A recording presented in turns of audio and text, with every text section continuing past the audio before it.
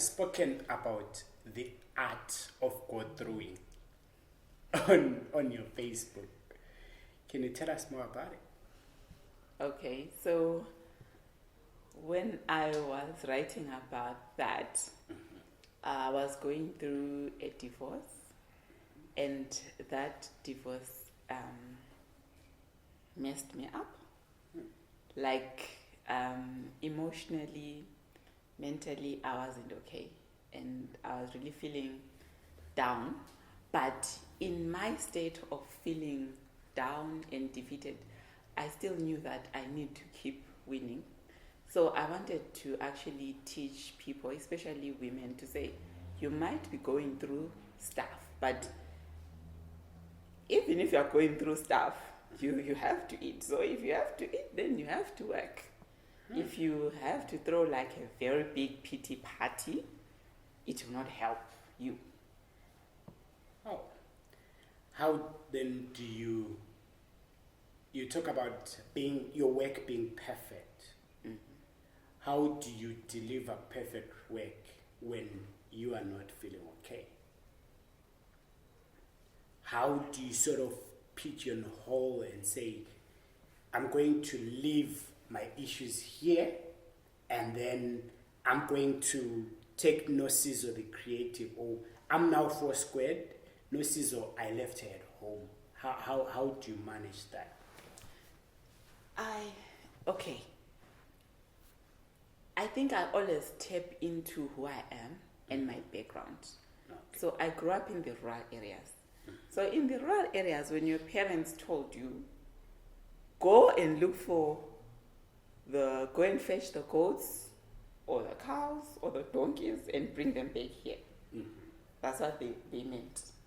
Like, you can't say, I'm sorry, I lost my shoe, or I'm sorry, I couldn't find them. Or no, you don't give excuses. If they say, go and fetch the donkeys and be here, actually they will tell you, don't come back without the donkeys. Right? Uh-huh. So I gave myself no excuse. I told myself, okay, maybe my feet are tired or whatever, but I need to bring the donkeys back home. I need to keep my business moving. So as people, I'll speak as a woman. As a woman, we go through a lot of challenges. Yes. But even if you go through challenges, you need to be able to block things. I don't know how many times I've cried when I'm doing events. If you follow my posts, most of my posts after an event, I usually post with a gospel song, because almost every event I'll have a certain challenge where I'll go into my car and cry. And I'll be like, oh my God, I'm going to mess up this event. And then I cry for 5 minutes. Then I come out, wash my face, and then I walk like I haven't cried. I start working like I haven't cried, and pull out a great event. Wow. And what skills, do people need to learn so that they maybe you have mastered it, but someone out there is not used to that? Like, my child is not feeling okay, so maybe they'll understand. Or how have you managed to do that? I don't know if anyone that hasn't grown up in the rural areas would understand. Okay. But if you have lived in the rural areas, you know that the weakest animal, if it shows that it's weak, it will get eaten. Oh, wow. It just cannot show that it's weak. Even if you need help, you need to get that help limping somewhere safe. No one cares. No one cares. The lion or whatever that can eat you does not care. If you are limping and you are weak, and you show that you are limping and you are weak, you get eaten. Wow. Thank you. And then coming to finances, you said the gap between what you make and what you spend on is critical. How do you separate Foursquare finances from Nosizo's finances, and how do you balance those? Okay. So how you manage finances has a lot to do with yourself, who you are, what you believe in. And coming from my background as well, Yes, right? we will get to that background. We will get to that background. So we're never taught how to spend money. I learned this on the job. Like, I didn't know. Like, a client maybe pays you 500 today. You are so excited. You now have to pay your rent, you have to buy your food, you have to do all that. You don't even know, okay, this is not my money. It's the money to execute the event. To have that discipline, we were not taught about that discipline, number one. Number two, remember when you are struggling in life, you have people that laugh at you, you've got your friends, you've got your neighbors, they laugh at you. So the minute you then get a payment that can afford you to remove that shame from you, Yeah. you are tempted to quickly remove that shame. You are tempted to go buy that phone, to go buy that dress, to go buy that drink, But for you to then succeed in life, you need to resist that temptation. Because if you give in, you will not grow. You will keep on rounding in one place. So it's like it's the greatest challenge for people who grew up with less financial resources. And the problem is because we had kind of low self-esteem, we suffered, people laughed at us. You want to quickly show them to say, no guys, you laughed at me, that I was working, now I'm going to buy a car. You laughed at me, now I'm going to buy a house. You laughed at me, now I'm going to buy that iPhone. You laughed at me, so I'm going to take my kids out, right? Mm-hmm. But forgetting that if you have that now, then they will laugh at you still, because that money will get finished. When it gets finished, they will laugh at you. That's why you find that most people that are successful, we are successful for a short period of time, and then we go down. Mm-hmm. Because we are not able to then manage that. What rule do you apply when you get a payment? Mm-hmm. Others have the 24-hour rule that I won't touch that money before for 24 hours, I'll just let it sit. Mm-hmm. What rules do you apply? Okay, say, do you make plans for your business, say at the beginning of the year, mm-hmm. to say, I need to buy, let's just say maybe some classes mm-hmm. that are worth $300. Mm-hmm. But now I only have $100. Do you then put it aside? Or you'll have to wait for something that will give you $300. How do you manage that? To say, okay, maybe to simplify it, how do you plan on what to spend, right? Seeing that you receive your money as a lump sum, mm-hmm. and you don't know when your next event is. Mm-hmm. How then do you manage that? Okay. Like for example, I think your question can be answered in a number of ways. Okay, so for starters, I am not my business. My business is separate from me, right? My business has its money. Then I am paid by the business. Okay. So, right. Because I haven't really quite cued myself from that spending, from wanting to spend money, like spending money recklessly. I haven't queued myself 100%. So what I do is, my event planning business, as an event planner, that money is my money. When I get a payment as an event planner, it's my money that I can spend however I want. If I want to fly to Dubai, if I want to do whatever, if I don't get jobs as an event planner, there's no happiness for me. So, and then the business money, I don't even touch it. I don't keep it. I have no access to it. Okay. Right? It's managed by my admin person. I don't manage it myself, because when I have money in my pocket, in my wallet, I want to spend it. So I've then told myself, I won't touch it, I won't keep it, so that I don't spend it. Okay. You are one person who encouraged me indirectly that it's okay to shop at Kotama. But then that's why everything that I'm wearing, except for my shoes and my watch and my socks, obviously, Wow. I bought from Kotama. Wow. But there is something that you said on that comment, Uti. Whatever you do, don't let them laugh at you twice. Laugh at you while you're busy picking from those piles.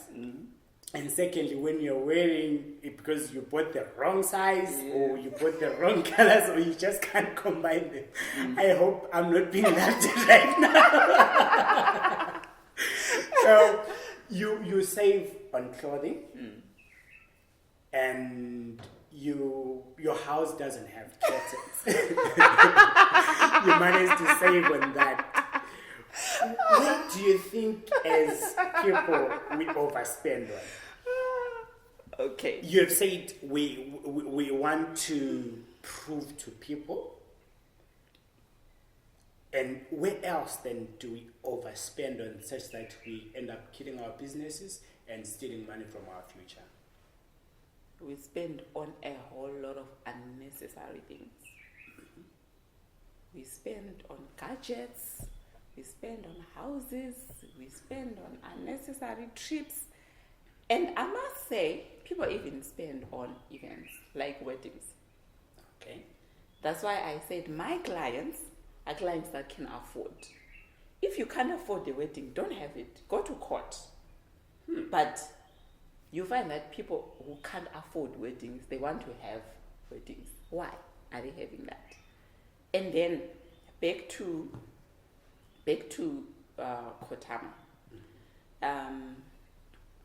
What I realized is that as people, like, there are different paths that every person has to take in life. Your road to success will not be exactly like mine. I have my own road to success. For example, most of my friends don't shop at Kotama. When we talk business with my friends, I sit on the table, we talk. And when they talk about where they shop, the size of the TV they have, the full bouquet DSTV that they paid for, I keep quiet. Because I can't participate in that conversation. I can't participate in where they bought their clothes, how much they are, right? And they know it, but it needs like a certain level of focus and confidence from you. That's why you find that when I post about Kotama, a lot of people have said to me, Nosizo, your brand does not allow you to post that you buy a $5 dress. Because you charge 2.5 to plan an event, surely you can afford to buy a dress. Yeah. And I say, no, I don't. Because I'm still building my business. And with Kotama, right, the reason why I buy from Kotama, the quality is good. Okay. If the quality was bad, maybe it wouldn't be justified for me to go there. But you go to Kotama, you find something there for $5 that you can find in a shop for $50. Why should I buy the same quality for $50? Simple because I'm embarrassed to be seen at Kotama. Why should I spend an extra $40, $20, $30?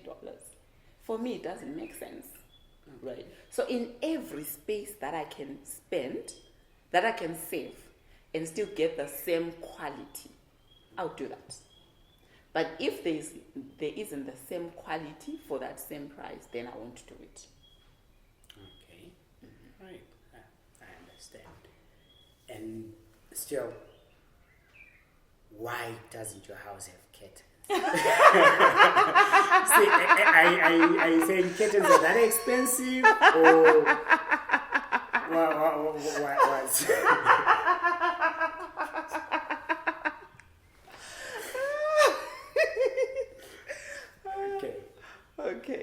Okay. My house doesn't have curtains because of the same reason. So I think I'm a radical. I'm a radical when it comes to finding my path in a certain field or in a certain way. Mm-hmm. I'm a radical. If I believe that, no, this does not work, I will not do it. So I looked at myself and said, okay, how much do I need to put curtains in the house, like the whole house? The type of curtains that I want. Okay. It's like maybe $2,000 or more. And then I'm like, I can't spend that money now, right? I will spend it when I can afford it. And then the reason why I was like, okay, I'm not putting curtains until I can afford the kind of curtain that I want. Because I don't want to put a curtain that will make me think I have curtains. But it's not the quality that I want. Okay. So I want every time I walk into my house to be reminded to say, you still don't have money to put the right curtains. So go to work. Oh, okay. And then until I have that money to put the right curtains, then I'll put the right curtains. Okay. So you've said we spend so much on unnecessary things, right? And also people save so that they can spend versus saving to invest. Yes. So like we are not educated basically when it comes to money. Where do we get that financial education? Where do we get that financial literacy? I think maybe if you can tell us how people can say, okay, step A, sit down with, like we're doing here, sit down with someone who is where you want to be. And they'll share with you some nuggets. What else can people do?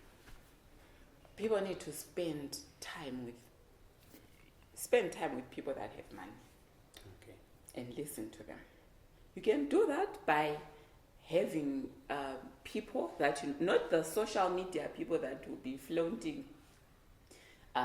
cash and labels and stuff. Real people. If you are privileged to have real people you can talk to that have more money, like way more money than you, and listen to their conversations. You'll pick things with, okay, this person thinks like this one thinks like this one thinks like this, and then you notice the differences. Because you'll find that like most of my clients are not on social media. My luxury event clients, they are not on social media, they're not flashing their new cars or new clothes and all that. They don't want to be validated because they are okay. But us who don't have money, we're always on social media posting, I'm at this function, I'm doing this, because we want that validation. And that need for validation is the problem. Because we'll spend money that we don't have, we'll go to functions that we can't afford. We'll be in groups, we want to associate with groups that we can't afford. So I'll say, look for people that have more money. Even online, there's this man that I follow called Myron Golden. I listen to him on a daily basis. He speaks about how to build your business, how to be a millionaire, and all that. So you can find someone that online that you resonate with. I resonate with Myron Golden because he built his millions from nothing. So I resonate with him because I'm also building from nothing. Yes. Oh. Speaking about millions, and you are on a journey to being a millionaire. How are you happy with the progress? And what's your target time frame?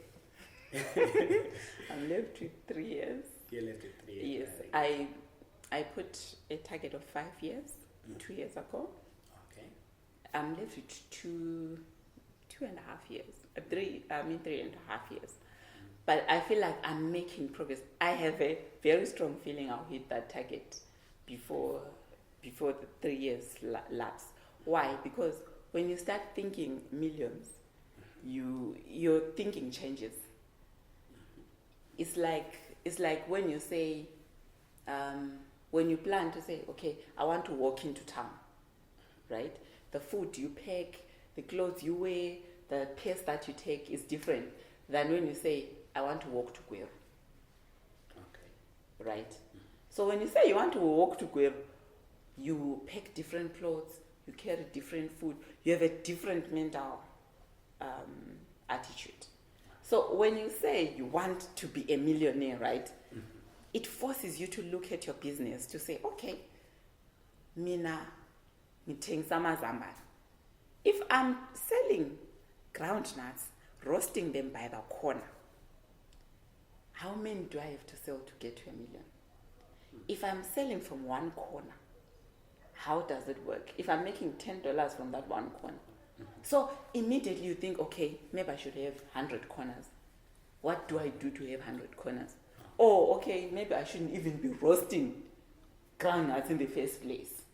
So those are the conversations that they go on in my head when I'm thinking about my quest to become a millionaire. All right. Your words again. To us who were raised by a village and are in turn raising another village, to us we get confused when others are talking about black tax because we benefited from the system and are in turn happily paying it. You see, that's where most of our people lose it. You have a business that generates money, and your parents or your siblings think you have that money. And so they bring this whole lot of problems that wants to milk that cow that gives you the milk. How do you manage the people who depend on you? How do you communicate with them that no, you see, I can afford $50 a month, and it's that simple. Once these groceries run out, we cannot provide anymore. Okay, how do I manage that? You learn to say no, because people will take and take and take and take if you don't stop them.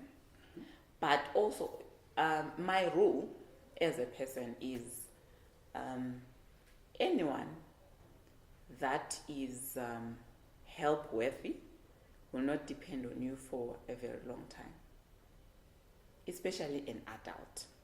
Can you expand on that? Anyone that deserves my help will not depend on me for a long time. That person has to come to me and say, my sister, I need so much for the business. And if I give them that money, they need to do something with it and be weaned off me. Right? So that's a different case from maybe dependence, like young kids. For young kids, that one, well, we just give them the money. And then, obviously, we also limit them in such a way that you don't give them all the time. Sometimes you'll be like, no, we don't have the money right now. When you have it, you give it. You also weigh, is it reasonable or is it not? But adults, I'll tell you this. Adults, I think, are the best to manage. Because if someone is not help worthy, they'll come to you, borrow money, and they will not return it. And if someone hasn't returned the money to me, they've already weaned themselves off me. They can't come back again and borrow money.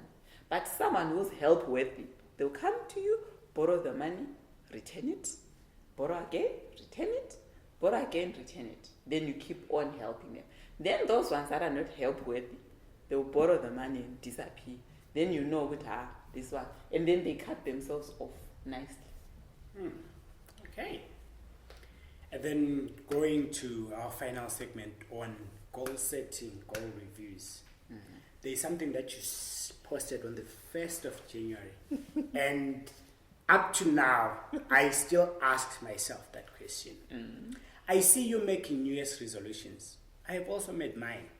I see the excitement and I can also feel the positivity. But I'm sorry to say that most of us will still not achieve what we have set out to achieve. Why? Because the problem is not the motivation or the information. We all know exactly what we should do to be better. We all know we should go to gym consistently. For those in business, we know we should market. We know we should deliver consistent quality service. We know we should invest. We know that we should save, but we haven't done it and we won't do it. Most of us, if we were to do half of the things we know we should do, we would still be more successful, but we haven't done it and we won't do it. I can't even tell you that you need to take the action and act. Start now, start unprepared. I can't say that because you already know that, but you haven't done it and you will not do it. That was harsh.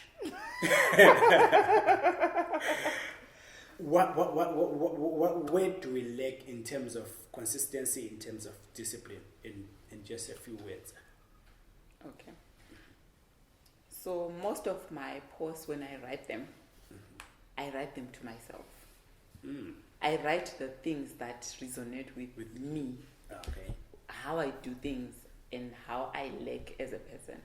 So I'm that person who really likes to criticize themselves and say, where do you lack? And I realized that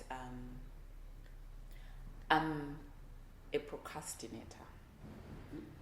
I decide to do things, but then I'm like, I'll do it the next day. And there are things that are not, maybe they won't take much effort. You just have to walk into a certain office, knock and ask to see the manager and pitch your business. But you keep pushing it maybe until 2-3 years have passed. So I was talking to myself to say, if you were to really set a goal and follow through, what would you be? How much would you achieve? And I noticed that a lot of people, we blame other people, we blame other things and other situations, but the real problem is us. We don't do what we're supposed to do. How do I address myself? Who do you go to? Because there are times when it's a blind side, I don't see it. And there are times when it's obvious that your car is always dead. Or you go to gym Monday, Wednesday, and then after that Thursday, Friday, and you don't eat healthy. It's like it's my cheat day, and until every day becomes a cheat day. How do you sort of get to know where you need to improve? Are we not honest enough with ourselves, or are we surrounded by people who are not honest with us? Okay. So there's this book that says 10x is better than 2x. Multiplying everything, even your wealth, 10 times is easier than multiplying it 2 times. So this book talks about accountability. That book, when I read it, it was like, you are responsible for everything in your life. For someone that was just coming out of a divorce, obviously I blamed my ex-husband, I was like, this book is insensitive. Like, not everything is my fault. But after listening and after going through that book, I learned something that I'm always to blame.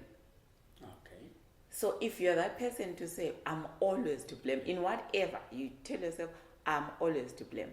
The fact that I haven't reached 1 million, I'm always to blame. The fact that I can't afford the curtains, I'm always to blame. The fact that my business is not as big as I want, I'm always to blame. The fact that I don't have the employees that I want, I'm always to blame. If you have that attitude, then you'll be like, okay, where did I go wrong here? How do I fix this? How do I correct it? And when you look at yourself, you then realize, okay, maybe I don't follow through. Maybe I don't read enough books. Maybe I don't have the correct support system. Then you solve that.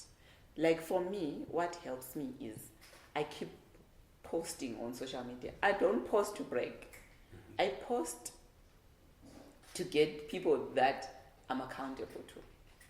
When I post that, I go to the gym, right? I need to post after 6 months with a different body. Okay. If I don't post that different body, everyone that went through my social media will be like, and then, right? If I post and say, I want to be a millionaire, if I post to say, okay, I'm now a leading woman in exhibition stand design, You need to prove it. it's a promise that I've made. I need to follow through. So for me, posting on social media is actually a trick to say, guys, I've committed to this.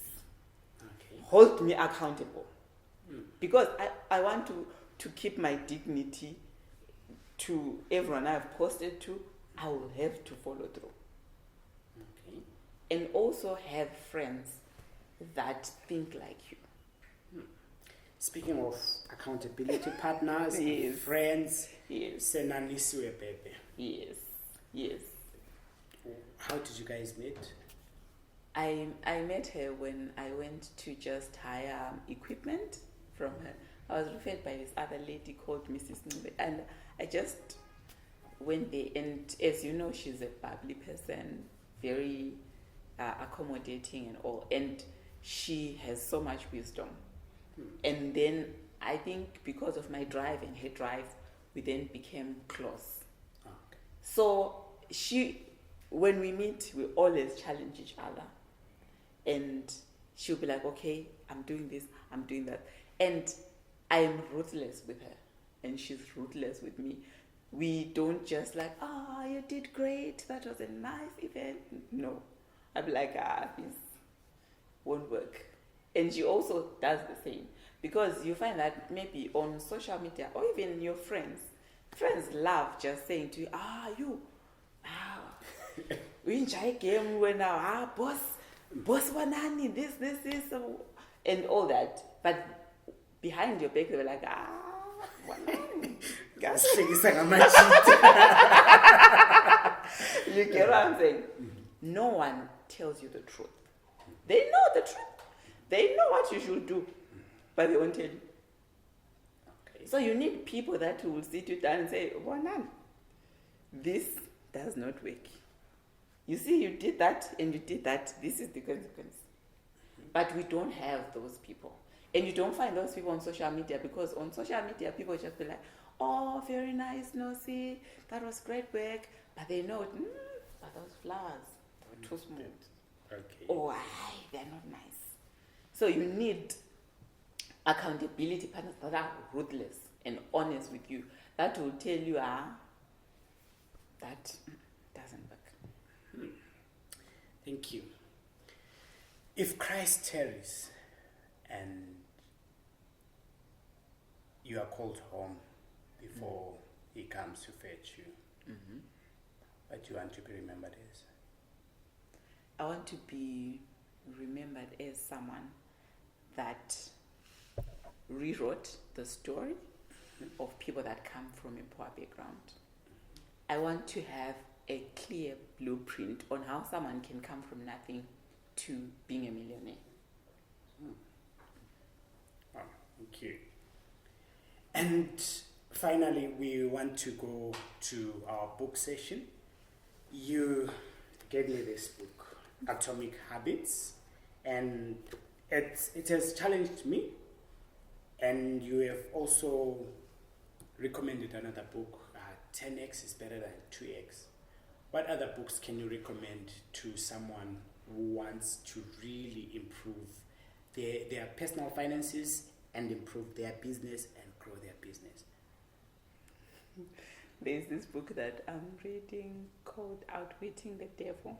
Mm-hmm. Is that Napoleon Hill? Yes.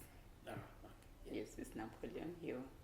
That book, in that book, it talks about drifting. So drifting is basically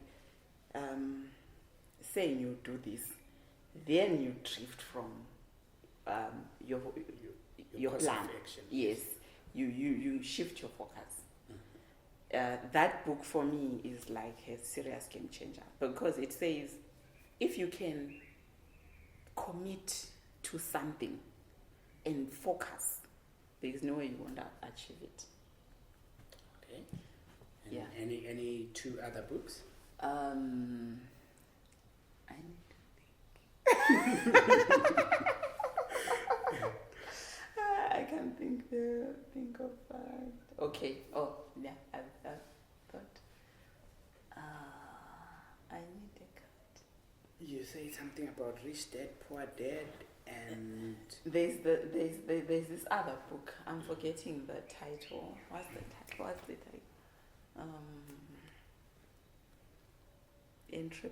The E-Myth Revisited. yes. Yeah. So that book talks about businesses, like how business owners sabotage their businesses, how we can't delegate, how we stop our businesses from growing. That one is also a must read, an E-Myth Revisited. Oh. I can't think of another. We'll deal with those ones for now, and I'm sure we'll. And once again, thank you so much for your time, and thank you for really the lessons that you shared with us. I know our viewers out there will implement those, and I also will have to implement those in my life.